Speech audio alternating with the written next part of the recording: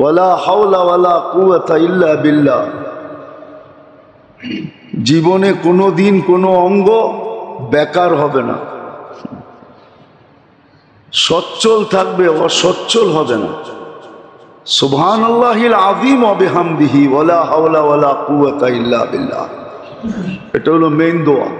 3 বার পড়ো সুবহানাল্লাহিল আযীম ওয়া বিহামদিহি ওয়ালা হাওলা ওয়ালা কুওয়াতা ইল্লা বিল্লাহ। ফজরের পরে 3 বার, মাগরিবের পরে 3 বার। জীবনে কোনো অঙ্গ কি হবে না, অকেজো হবে না, অকেজো হবে না, সব সময় সচ্ছল থাকবে। জুমার দিন, জুমা থেকে নিয়ে সূর্য ডুবা পর্যন্ত কুল হুয়াল্লাহ 7 বার, ফালাক 7 বার, নাস 7 বার পড়ো। 1 সপ্তাহ কোনো কঠিন রোগে আক্রান্ত হবে না, না না না। কেন এই কথা হাদিসে আসতো? কোনো কঠিন রোগে আক্রান্ত হবে না। আবার পড়লে আবার হবে না, আবার পড়লে আবার হবে না, করতে থাকো। তো আত্মার উপাদানের ভিতরে দেহের উপাদানও আছে। আত্মার উপাদানের ভিতরে দেহের উপাদানও আছে, কিন্তু দেহের উপাদানের ভিতরে আত্মার উপাদান নাই। অথচ আত্মা নিয়ে, দেহ নিয়ে আমরা সারাদিন পেরেশান। এটা নিয়ে ভাবনা, এটা নিয়ে চিন্তা, এটা নিয়ে শিক্ষা, এটা নিয়ে দীক্ষা, এটা নিয়ে স্কুল, এটা নিয়ে হাই স্কুল, এটা নিয়ে কলেজ, এটা নিয়ে ইউনিভার্সিটি, হ্যাঁ সব এটা নিয়ে, আত্মা নিয়ে নাই। অথচ আত্মাটার ভিতরে দেহেরও ছিল। এই জন্যই তো যে দেহ নিয়ে গবেষণা করছে, আত্মা নিয়ে যে গবেষণা করছে, সেও লিখছে এলাজ হো সকে দোয়া সে, পরহেজ করো দাওয়া সে। দোয়া দিয়া যদি চিকিৎসা হয় তাহলে ওষুধের কাছে যেও না। আর এটা ছোটবেলার থেকেই শিখানোর কথা ছিল। হ্যাঁ, কিতাবে আছে। আবু হুরায়রা রাদিয়াল্লাহু তাআলা আনহু ঘরালাদেরকে শিখাইতেছেন, বাচ্চাদেরকে এক একটা শিখাইতেছেন, বেটা এটা পড়ো, এটা পড়ো, এটা পড়ো, শিখাইতেছেন। ওনার ঘরে এটারই তালিম হইতেছে। উনি বাইরে তালিম দেন একরকম, ঘরে আইসা দেন আর একরকম। শিখাও, এটা পড়ো, এটা পড়ো, এটা পড়ো। আমি অহংকার করে বলতেছি না আপনাদেরকে, আমি লোক নিয়ে আসতে পারি এখানে। ওটির থেকে ফিরে আসছে, ওটির থেকে গলায় কাটা বিচ্ছে, অপারেশন হবে, অপারেশন। আমারে ফোন দিছে হুজুর, কিন্তু ভয় তো পাইতেছে। আমি বললাম যদি বিশ্বাস করেন তাহলে চেষ্টা করে দেখতে পারি। বলছে কি? বলছে গলায় কাটা লাগছে। আমি ফোনটা দেন দেখি কি হয়। কোরআনের আয়াত আছে, শিখামু না?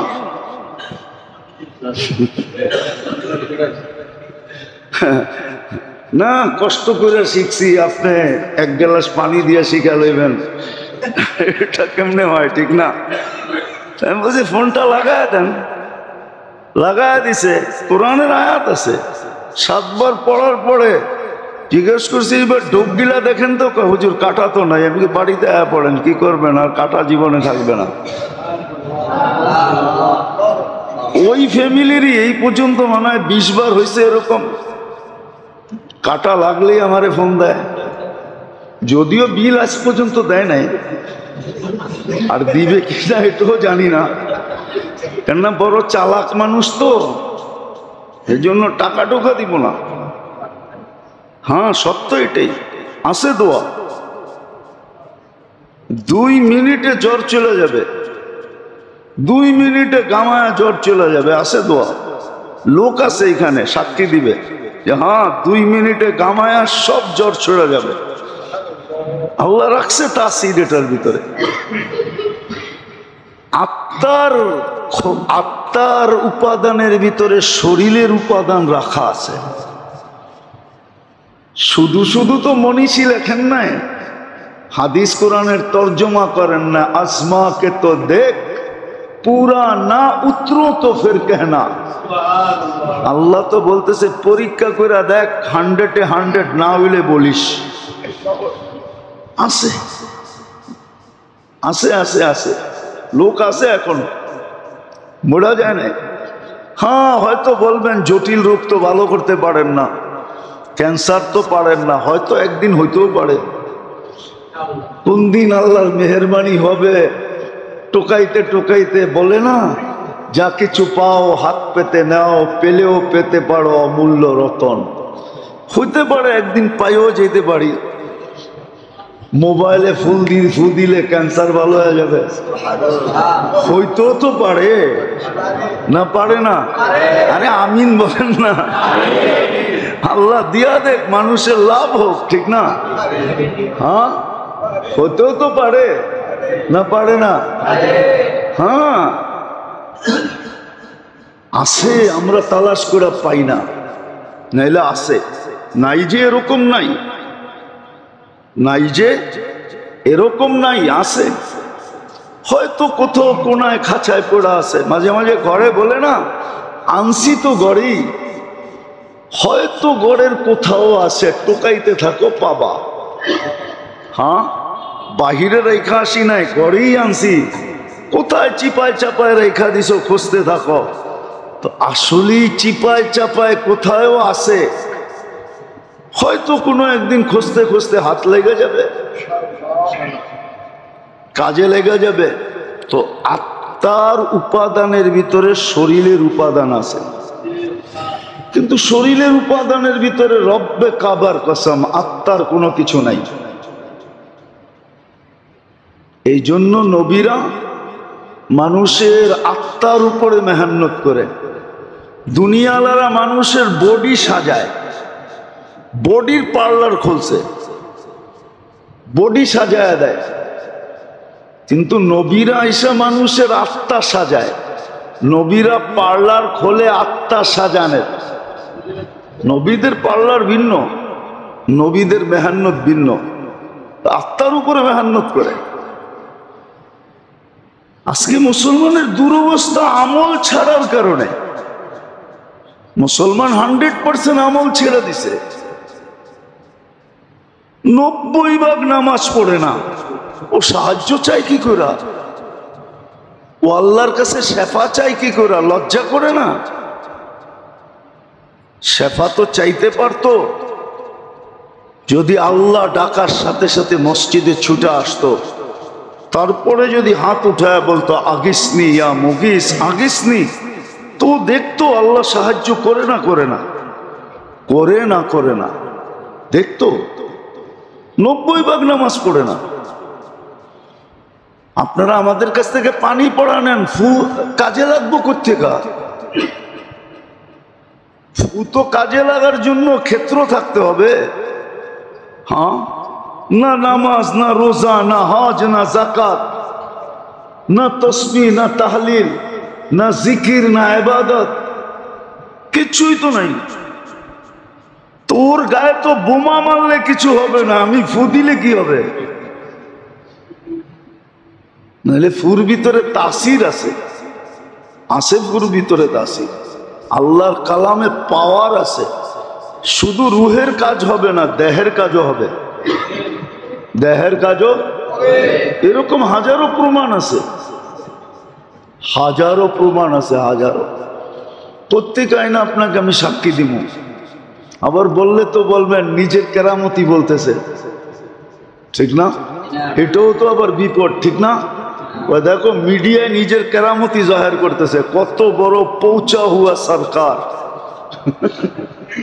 হ্যাঁ, আছে না পৌঁছা হুয়া সরকার, নিজের কেরামতি জাহির করতেছে। না, আমার না, আল্লাহর কালামের। কি? আল্লাহর কালামের তাসির, আল্লাহর কালামের তাসির, আমার না। এই ক্রেডিট আমার না, ক্রেডিট তো ওনার, কার্ডও ওনার। খালি আমি খালি কোড নাম্বার দিছিলাম, আমারে কোড নাম্বার জানা দিছিল, আমি কোড নাম্বার ডায়াল করে দিছি, বাস পাঞ্চ হয়ে গেছে। হ্যাঁ, গড়গড়ায় কাগজ বাইরে আসছে, মাল লয়ে আমি বাড়ি দেয়া করছি। আছে এরকম, কালামে আছে, আমার মনে আছে, অনেক আগের কাহিনী। 7 দিন পর্যন্ত, 14 দিন ছিল হাসপাতালে, কোনো রোগ পায় না, না খাওয়া না দাওয়া, কঙ্কালের মতো স্ট্রেচারে নিয়ে আসছে। শুনতে শুনতে কার কাছে জিজ্ঞেস করে যিনি নিয়ে আসছে, তো আমি বসে বসে পান তো এমনও বেশি খাই, সারাদিন খাইতে থাকি, আমি পান খাইতেছিলাম। যখন না নামায়া চোখের পানি ছেড়া দিছে, যে ডাক্তার ফেল, কিচ্ছু বোঝে না কি হইতেছে, তো বাস 2 মিনিটও লাগে নাই, গায়েও ছুঁইতে হয় নাই, শুধু স্ট্রেচারে টোকা দিতে দেরি, লাফ দিয়া বসতে দেরি করে নাই। সব বরবরায় বইলা দিছে কি হয়েছে, হাদিসের জন্য সফর, একটা মাসলা জানার জন্য সফর। কেন ও জানে যতক্ষণ পর্যন্ত আমি চলতে থাকব, হাদিস নিব, আবার বাড়িতে ফিরতে থাকব, আমি যত জায়গা অতিক্রম করব, ওই মাটির বালুর কণাগুলা থেকে নিয়া চতুর্দিকের তরুলতা, গাছপালা, পাহাড় পর্বত, এমনকি গর্তের পিপিলিকা, সমুদ্রের মাছ পর্যন্ত আমার জন্য মাগফিরাতের দোয়া করতে থাকবে। আর আমি যদি রাস্তায় মারা যাই, তো শাহাদতের মালাটা আমাকে পড়াবে আগে, তারপরে মালাকুল মউত আমার রুটা নিবে। এটা তো হলো স্থলের ব্যাপার। যদি জলের সফর হয়, পানির সফর, তো রু নেওয়ার সময় আল্লাহ মালাকুল মউতকে বলবে তুমি সরো, তো সরা যাবে, তা আল্লাহ কুদরতি হাত দিয়া তার রু উঠায় নিয়ে যাবে। সে জানতো। এই জন্য আছে মান খারাজা লিয়াতলুবাল ইলমা ওয়া হুয়া ফি সাবিলিল্লাহ হাত্তা ইয়ারজি ইলা বাইতিহি। শিকার জন্য যখন, এটা শুধু তাবলিগ আলারা লয়ে লইছে, ওরাই কয়, আর কেউ কয় না। বলতে বলতে এখন ওরা বলে এটা হাদিস আমাগুর লেগে, আর কারো লেগে না, আর কারো ভাগ্যে এটা জুটবে না, এটা শুধু আমাদের জন্য। এটা যে প্রত্যেক শিক্ষিত, প্রত্যেক ছাত্রর জন্য, প্রত্যেক শিক্ষণীয় ব্যক্তির জন্য, এটা ভাবে না। আমি যেটা বুঝাইতে চাইতেছি, গত জুমা বুঝাইছি, এই জুমা বুঝাইতেছি,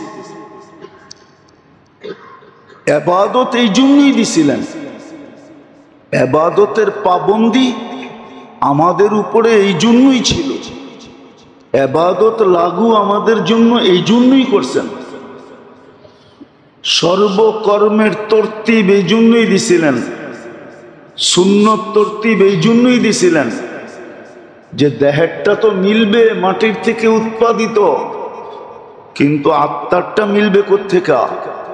এটার জন্য এটা আল্লাহর ইহসান, মেহেরবানি, দয়া, করুণা, আল্লাহর ভালোবাসা।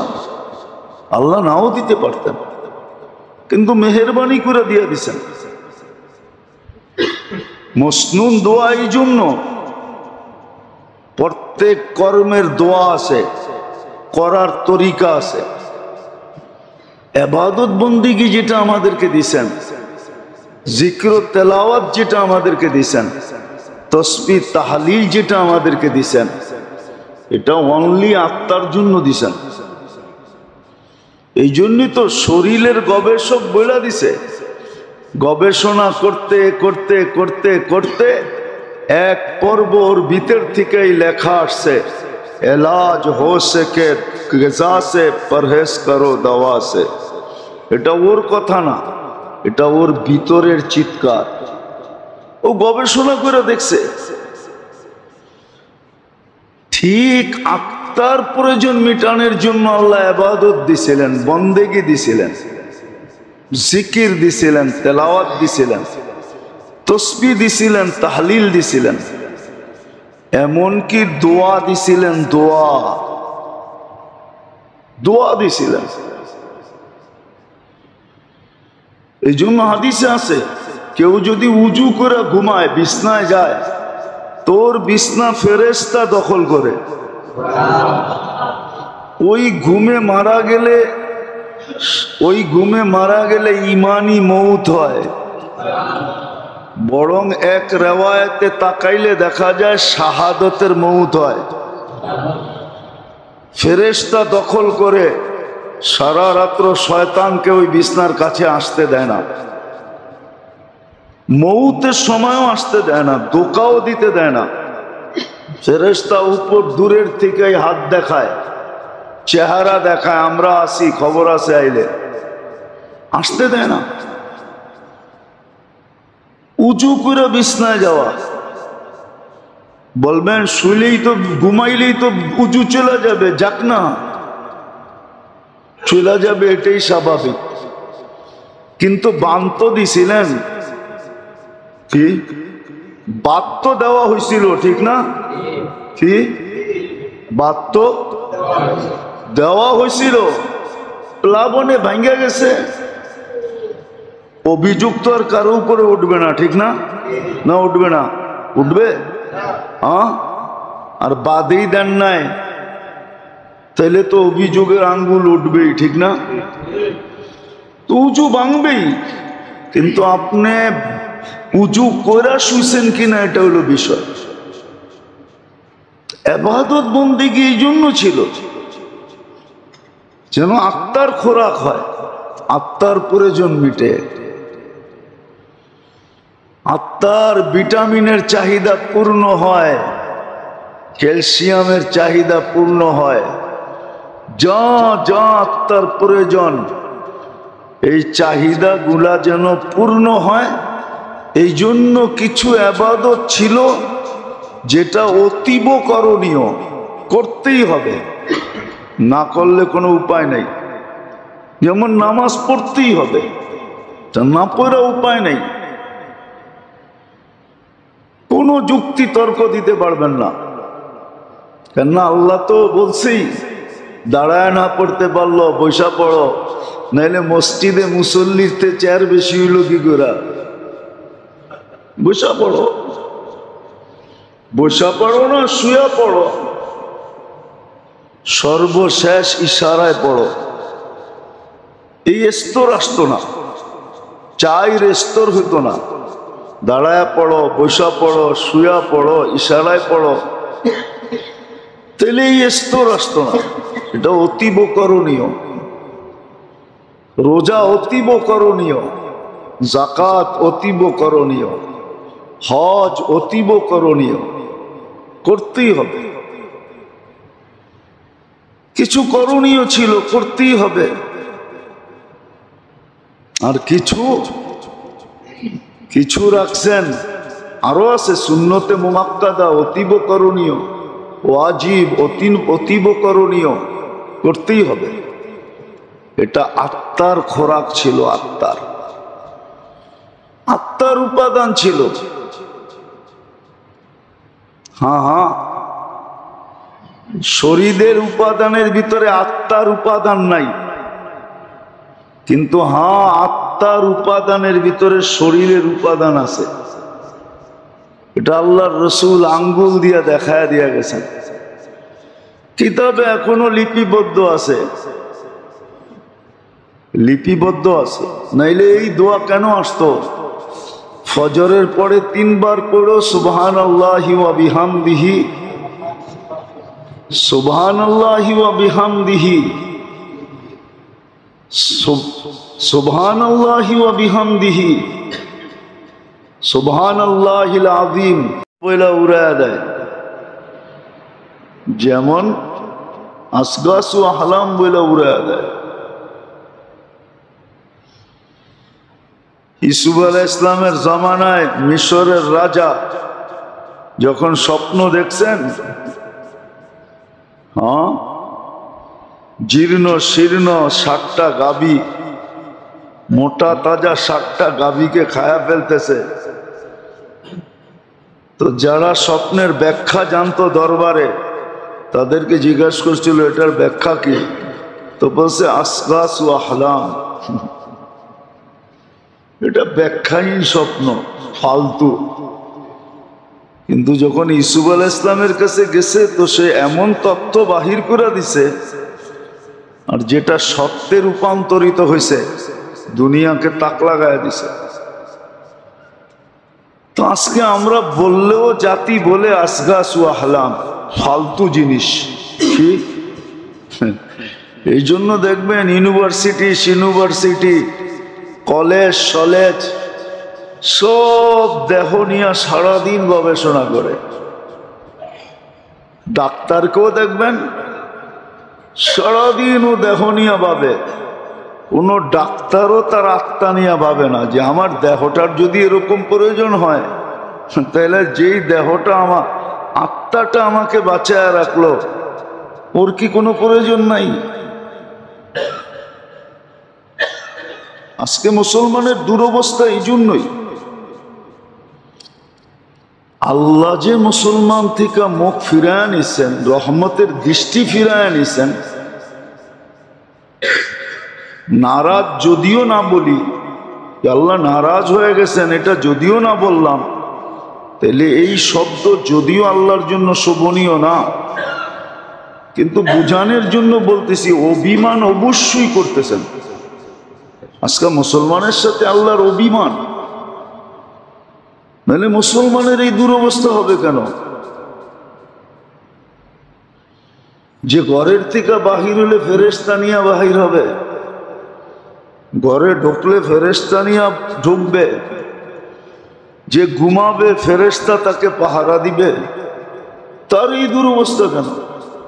যে 24 ঘন্টা ফেরেশতার সুরক্ষার ভিতরে থাকবে,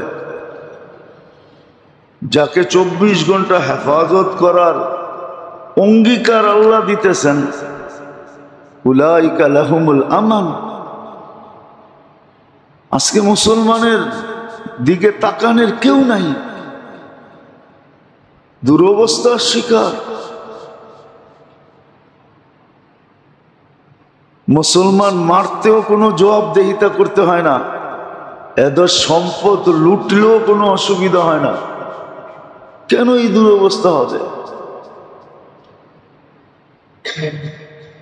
বিজাতি তো লুটেই, একজন আরেকজনেরটা লুটতে কখনো মনে হয় না, মনের আকাশে কখনো কিঞ্চিত এই ভাবনা আসে যে আমি যে আর মাল লুটা নিতেছি, কালকে আমি আল্লাহকে কি মুখ দেখাবো? বলেন আমার সমাজে কি চলে না? হ্যাঁ, লুটমারি তো চলতেছে, ঠিক না? হ্যাঁ, চান্দা কি লুটমারি না? হ্যাঁ, চান্দা কি লুটমারি না? মুসলমান বিজাতি তো লুটেই, মুসলমানও মুসলমানেরটা লুটে, সবল দুর্বলেরটা লুটে, এর চেয়ে উপরের সবল আবার অট্টা লুটে। লুট তো চলতেই আছে, ঠিক না? কোথায় লুট বন্ধ? আজকে দুরবস্থা কেন? ওই যে দেহনিয়া চিন্তা আছে, এদিকতে নেয় ওদিকে দেয়, লুটতেছে। আবার দেখা যাইতেছে সমাজে মেকআপ করা চেহারা নিয়েও দাঁড়াইতেছে, আবার সমাজও এটাকে দেখে হাততালি দিতেছে, সমাজও আবার এদের গলায় ফুলের মালা দেয়। আমরাও কেমন অন্ধ হয়ে গেছি, জাতীয় অন্ধ। আর কোরআন মানে এটাই বলছে যে চোখের অন্ধ না, তামাল কুলুব, তোমাকে দিল অন্ধ হয়ে গেছে। সব আবার অন্ধত্বের ভিতরে আছি। এই দুরবস্থা কেন মুসলমানের আজকে?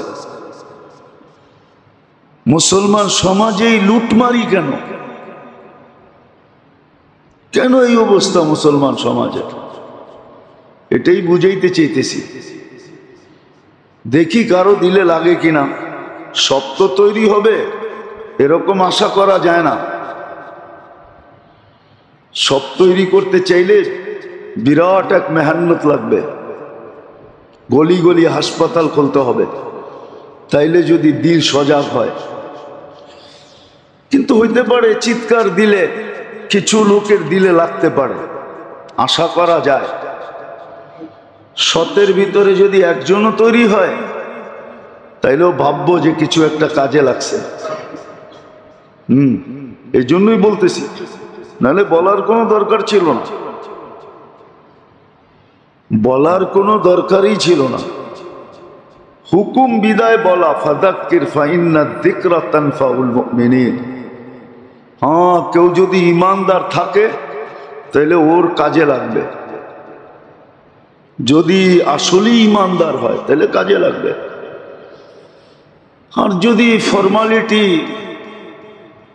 শো ইমানদার হয়, শো যে ইমান তো নাই, ইমানদার তো না, কিন্তু শো বাপ দেখাইতেছে ইমানদারের, ঠিক না?